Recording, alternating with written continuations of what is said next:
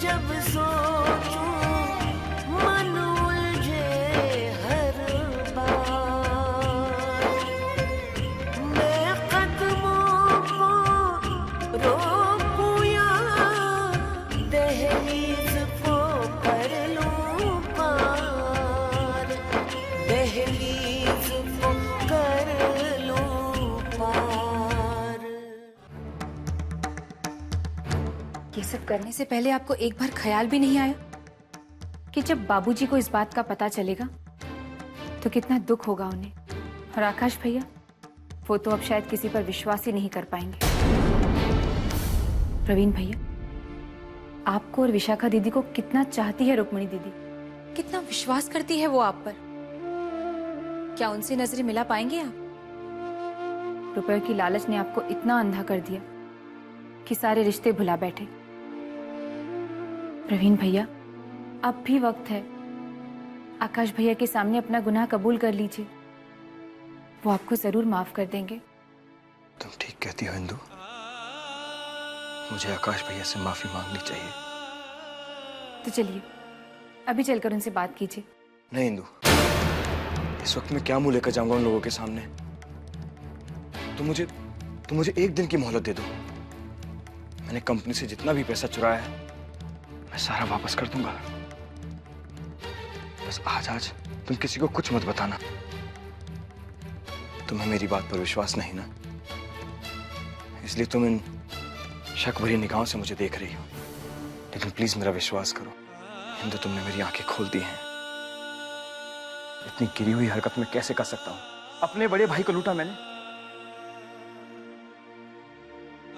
इंदु, मैं बड़े भैया की एक एक पाई उन्हें वापस कर देना चाहता हूं।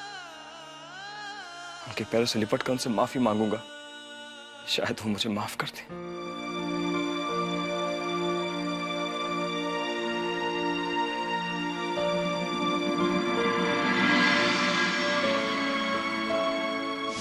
सब ठीक हो गया, अब चिंता की कोई बात नहीं। लेकिन प्रवीण भैया ने कहा क्या? पहले तो इनकार करते रहे, उल्टा सारा इल्जाम मुझ पे डाल दिया कि मैं दोनों भाइयों को अलग करना चाहती हूँ। गुस्से में काफी कुछ कहा उन्होंने, लेकिन मैं अपनी बात पर अड़ी रही। और जब मैंने उन्हें बताया कि मेरे पास सारे सबूत हैं, तब शांत हो गए। अपना गुनाह भी कबूल कर लिया और कहा कि आकाश भैया से माफी भी मांगेंगे। और वो रुपए जो उन्होंने चुराए? उन्होंने वादा किया है कि वो सारे रुपए भी लौटा देंगे, इसलिए एक दिन की मोहलत भी मांगी। वैसे मैंने भी उनसे वादा किया है कि इस बात का पता माँ बाबूजी को कभी नहीं चलने दूंगी। तुम तो अपना वादा निभाओ, लेकिन वो इंसान अपना वादा निभाएगा, मुझे डाउट है। लेट्स सी क्या होता है।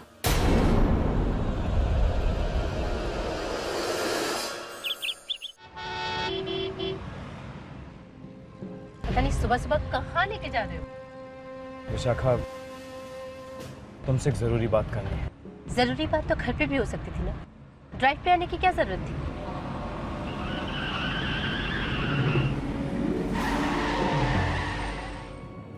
अब गाड़ी क्यों रोकी? जब गाड़ी चलती है तो बकबक करती हो, जब गाड़ी रुक जाती है तो सवाल पूछती हो। 2 मिनट आराम से मेरी बात तो सुन लो। अच्छा सॉरी, बताओ क्या बात? मैंने ऑफिस के रुपए का गबन किया है और ये मैं कई सालों से करता आ रहा हूँ। गबन किया? और क्या करता, अपने नए घर के इंस्टॉलमेंट देना था मुझे, हमारे खर्चे उठाने थे। उसके लिए मैं कंपनी के कलेक्शन से पैसे उठाता रहा। अब तक कोई 5-6 करोड़ रुपए ले चुका हूँ और बड़े भैया को इस बात की कोई जानकारी नहीं है। कंपनी से अगर 10 लाख का कपड़ा बिकता तो मैं सिर्फ 6 लाख का बताता था भैया को, बाकी के 4 लाख मैं अपने अकाउंट्स में डालता था। बड़े भैया को तो अकाउंट्स की कोई समझ है नहीं, वो तो कभी इस बारे में मुझसे कुछ नहीं पूछते। लेकिन इंदु जब से ऑफिस में आई है सारे अकाउंट चेक करने शुरू कर दिए उसने, और उसे इस बात के बारे में पता भी चल गया है। फिर अब वो मुझे धमकी दे रही है कि मैं सारा का सारा पैसा बड़े भैया को लौटा दूं, नहीं तो वो अम्मा बाबूजी को सारी बातें बता देगी। अब तुम्हारे जैसा बेवकूफ इंसान ना मैंने अपनी जिंदगी में नहीं देखा। एक ही दिन में पकड़े गए। और वो भी इंदु के हाथों। अरे एक मामूली चोर भी ना अपने भागने का रास्ता खुला छोड़ के जाता है, और तुमने तो अपना सर ही ओखली में दे दिया। अब क्या ये सारे पैसे फ्लैट बेच के चुकाने पड़ेंगे? इसी बात की तो परेशानी है। अगर मैंने बड़े भैया को पैसे नहीं चुकाए तो वो मुझ पर केस कर सकते हैं। पैसे लौटाने का तो सवाल ही नहीं उठता। अब तुम कैसे मैनेज करोगे? जी तुम जाओ।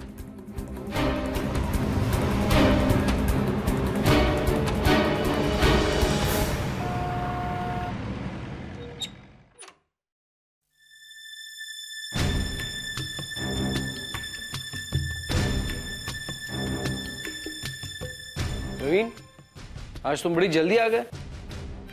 जी भैया, थोड़ा काम इनकम्प्लीट था तो सोचा आके कंप्लीट कर लूं। कंप्लीट हो गया काम? कंप्लीट? हाँ बस हो ही गया। लेकिन आप इतनी जल्दी कैसे आ गए? मैंने भी यही सोचा, अधूरे काम पूरे कर लूं। अच्छा, इंदु नहीं आई आपके साथ? पता नहीं क्यों लेट हो गई, आती होगी। गुड मॉर्निंग भैया। Good morning. Good morning Indu. Good morning भैया। भैया ये लीजिए 4 लाख रुपए। ये कौन से रुपए? वो मेहताज की एंट्री आप कह रहे थे ना, मैं गया था, मैंने वसूली कर ली है। पर प्रवीण, मैंने जब उन्हें फोन किया था तो उन्होंने कहा कि वो पेमेंट कर चुके हैं, 8 लाख रुपए चेक से और 4 लाख कैश। ओ हाँ, उनका अकाउंटेंट मुझे कह भी रहा था कि हम पेमेंट कर चुके हैं, लेकिन फिर भी पता नहीं क्यों। बड़े शरीफ लोग हैं और हमारे काफी पुराने क्लाइंट्स हैं। उन्होंने सोचा होगा बाद में हिसाब किताब होता रहेगा। हाँ, ऐसा ही कुछ हुआ होगा। मैं इन्हें लौटाता हूँ। क्या?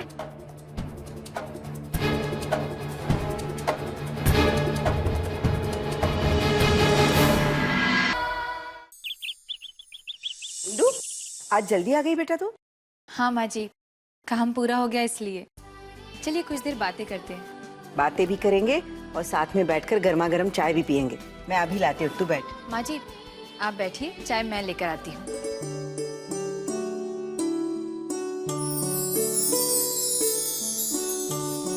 कब तक मैं घर वालों से झूठ बोलती रहूंगी? तुम फौरन यहाँ आ जाओ, नौकरी ढूंढना शुरू करो।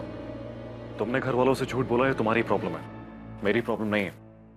अच्छा बाबा ठीक है, ये मेरी प्रॉब्लम है, लेकिन तुम आ कब तक रहे हो? आने से पहले फोन कर दूंगा तुम्हें। अमित, तुम्हें पता है बाबूजी हमेशा तुम्हारे बारे में पूछते रहते हैं, और मैं क्या जवाब दूं घर वालों को? मुझे भी तो तुम्हारी फिक्र होती है ना। देखो मैं तुम्हारे साथ हर हाल में रहने के लिए राजी हूँ, तुम बस एक बार यहाँ आ जाओ। वहां आकर क्या करूंगा मैं?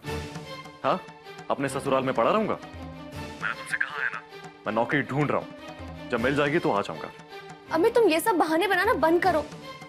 तुम दिल्ली में रह के यहाँ जॉब कैसे ढूंढोगे? तुम्हें पता है अमित, मैं तुम्हें बाद में फोन करूंगी।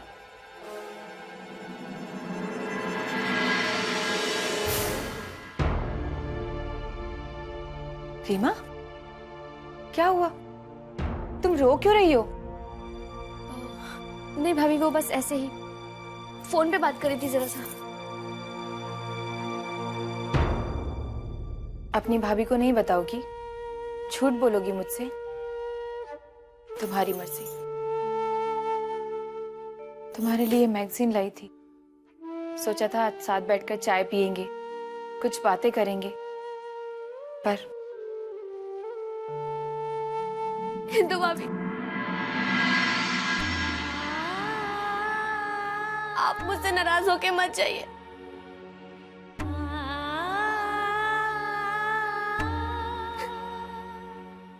मैंने आप सबसे झूठ कहा था।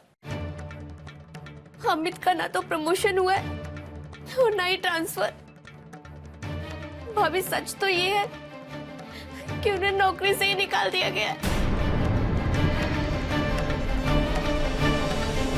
क्या? उन्हें शराब पीने और जुआ खेलने की बहुत बुरी लत है भाभी। गले तक वो कर्जों से डूबे हुए। जब कर्जदार उनकी कंपनी में कर्जे का तकाजा करने आए तब उन्हें कंपनी ने नौकरी से निकाल दिया। अब कर्जदारों से बचने के लिए वो यहाँ आना चाहते हैं, लेकिन ना तो उनके पास नौकरी है और ना ही रहने के लिए घर। ये क्या अनर्थ हो गया? अमित के घर वाले उसे कुछ नहीं कहते? वो लोग उन्हें समझा समझा के थक चुके हैं भाभी। उनके पापा कह रहे थे, उन्हें तो लगता था कि शायद वो शादी के बाद सुधर जाएंगे, लेकिन उनकी कोई आदत नहीं छूटी।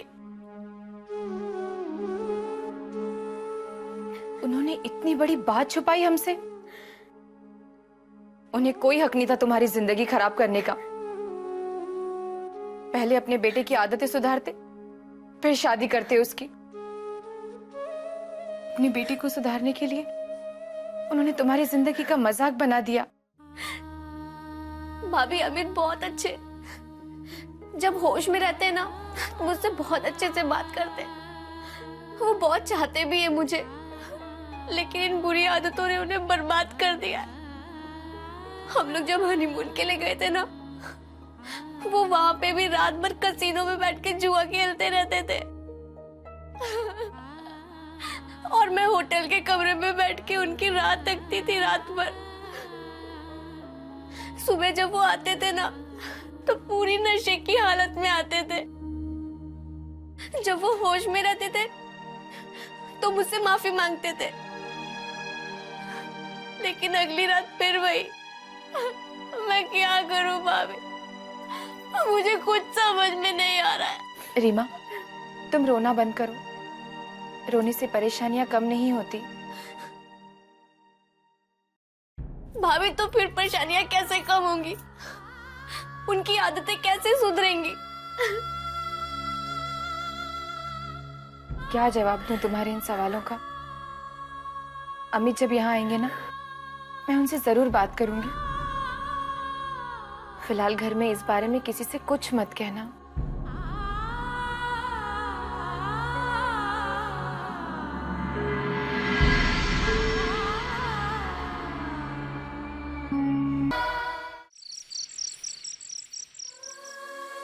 हम लोग जब हनीमून के लिए गए थे ना, वो वहां पे भी रात भर कसीनो में बैठ के जुआ खेलते रहते थे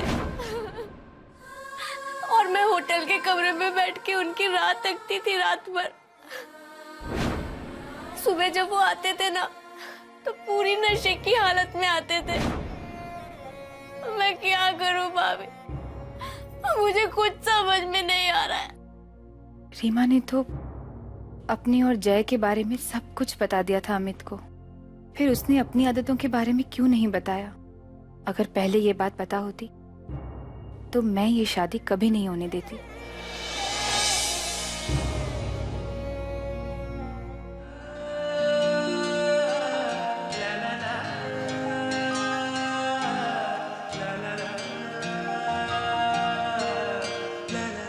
अगर मैं बता दूं कि मेरी इंदु क्या सोच रही थी, तो मुझे क्या इनाम मिलेगा? तुम कब आए? कैसा रहा आज का दिन? बात पलटने में काफी माहिर हो गई हो तुम। ठीक है भैया, इनाम नहीं देना तो मत दो, लेकिन मैं फिर भी बता सकता हूं तुम क्या सोच रही थी। क्या सोच रही थी? प्रवीण भैया के बारे में ना। प्रवीण भैया अभी मेरे साथ ही घर आए हैं। तुम एक काम करो, थोड़ी देर में जाकर उनसे जाके बात कर लो। एंड आई एम श्योर सब कुछ ठीक हो जाएगा। एक कप चाय मिलेगी? अगर आपकी मर्जी हो। तुम फ्रेश हो जाओ, मैं अभी लेकर आई। ओके।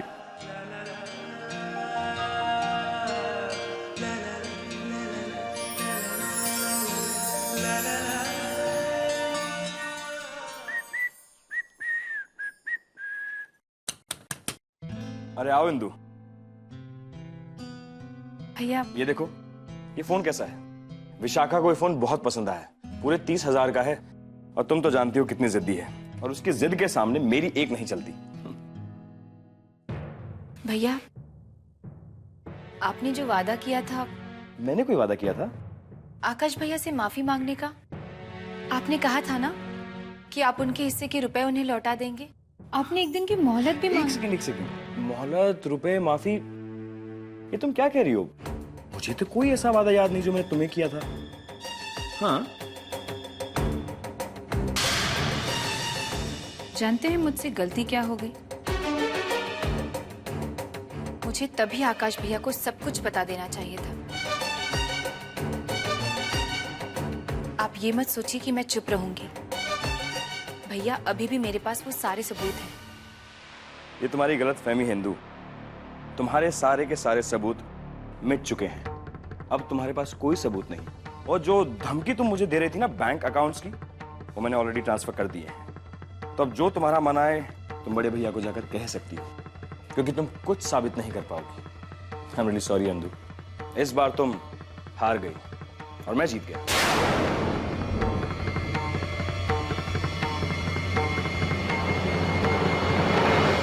हार जीत सिर्फ रुपए पैसों की नहीं होती। आपने अपने रिश्तों को दांव पर लगा दिया। यही आपकी सबसे बड़ी हार है।